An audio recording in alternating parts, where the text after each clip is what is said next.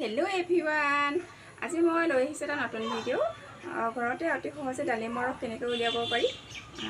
এই মেচিনটো দেখিছে নহয় এটো আমাৰ 8 বছৰ মানে হ'ল এটোৱে মই অতি সহজে ডালিমৰ ৰস উলিয়াও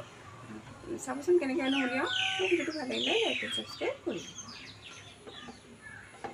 এজন মানুহৰ কাৰণে 3টা ডালিমে ৰস উলিয়ালে হৈ যায়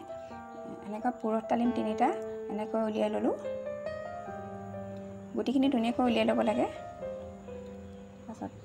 मेसिन तो जार तो गुटिखिनि भराई लब लगे भराइकिनि हेन्डेलडाल ऊपर ढाकनखन दी हेन्डेलडाल घुराई দিব লাগে बाय चान्स যদি লাগি ধৰে আকৌ বেক কৰিব লাগে আকৌ ঘুৰাব লাগে আকৌ বেক কৰিব লাগে আকৌ ঘুৰাব লাগে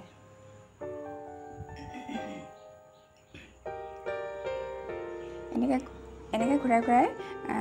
দিলেই জাবৰখিনি এফালে ওলাই যাব আৰু ৰসখিনি এফালে ওলাই যাব